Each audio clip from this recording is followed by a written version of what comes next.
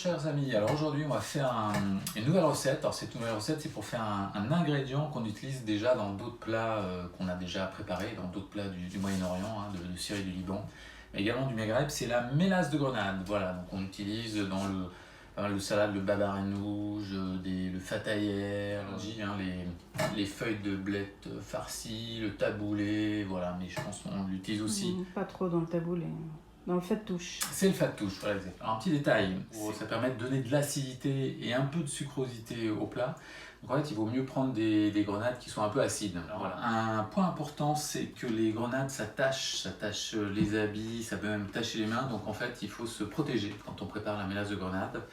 Donc vous mettez votre petit tablier, également des gants. Donc là, on a pris des gants de ménage, mais vous pouvez prendre des gants de cuisine. Alors, on découpe dans le sens de la largeur. De la largeur, d'accord. Donc la largeur étant ça. Oui, c'est ça. C'est ça, d'accord.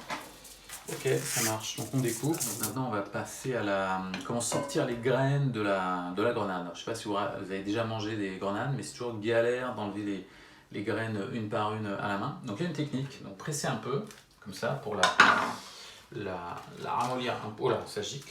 Vous allez taper sur la grenade pour que les graines tombent. C'est ça la technique. Donc on tape et on voit en effet que les graines tombent. Voilà. Si vous êtes en colère contre quelque chose ou quelqu'un. Dans la main comme ça. Ouais. Comme ça? Non, non, comme ça? Non, dans le creux de la main. Dans le creux de la main comme ça et on tape comme ça. Oui, d'accord. Ok. Ah oui, effectivement.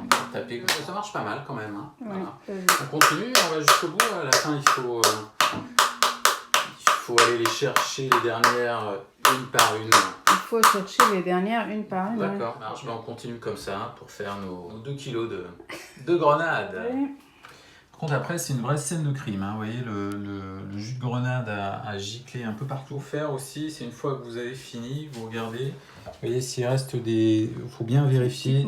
Des petites membranes, il faut les enlever, voilà. Parce qu'elles sont amères. Parce qu'elles sont amères. Et puis parfois il y a des grains qui sont restés accrochés à des membranes, donc il faut vraiment regarder et faire ça. On va passer au mixage pour extraire le jus des grenades, hein, des graines. Et là on y va. Alors après avoir mixé, maintenant on va passer au filtrage. Donc vous prenez un torchon, une passoire, le récipient dans lequel vous allez recueillir le jus qui va servir à la mélasse. Voilà, et on met ça bien au fond.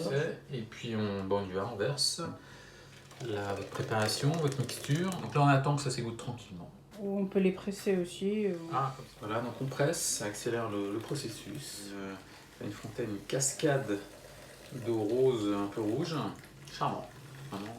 Ok, donc là on finit de presser, voilà, jusqu'à la dernière goutte. Il ne reste pas grand chose en fait. Donc en fait les grenades, il reste les pépins et un peu de chair, mais voilà, très sec. Donc en fait les grenades, en fait c'est quand même beaucoup d'eau, quoi. Donc on vend quand même de l'eau. Alors les pépins en fait en Syrie, ils les gardent, ils les sèchent et puis ça rentre dans la mixture du za'atar.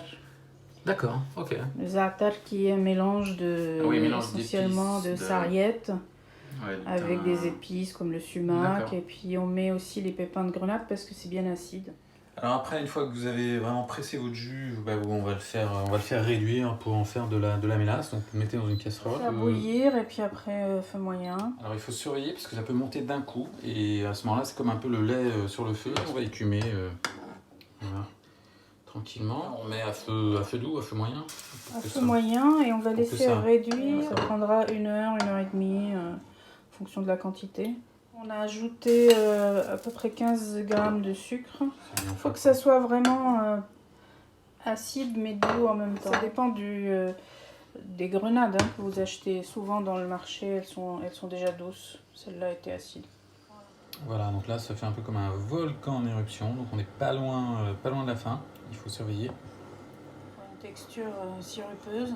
On va essayer la technique du sel. En fait, vous préparez des petits plats, là, des petits pots de sel, vous mettez du sel fin dessus, vous posez une goutte dessus. Quand elle s'enfonce, c'est que c'est pas prêt. Quand elle tient dessus, c'est que c'est prêt. Et là, vous sortez la mélasse. On dirait qu'elle tient là. Hein. Ah non, elle s'enfonce au bout de la première partie. Donc elle s'enfonce très très légèrement. Donc c'est pas encore ça. On teste. Ça a l'air de tenir. Hein. Ça a l'air de tenir, on va arrêter. Ok, donc c'est bon, on arrête. Ça nous a pris 1 heure et quart à peu près. Alors ça y est, votre mélasse de grenade est prête, donc il n'y a plus qu'à la verser avec délicatesse dans les petits pots. T'en mets pas partout, déjà qu'il n'y en a pas beaucoup. Vous voyez qu'en fait, après 2 kg de grenade, et bien en fait, on fait un pot moyen et un petit pot. Ça va s'épaissir en refroidissant. Et après, vous pourrez l'utiliser dans plein de bons plats, des salades, ça va donner vraiment un peps très sympa. Il n'y aura plus qu'à se régaler, d'ailleurs on a des tutos pour ça. Certain.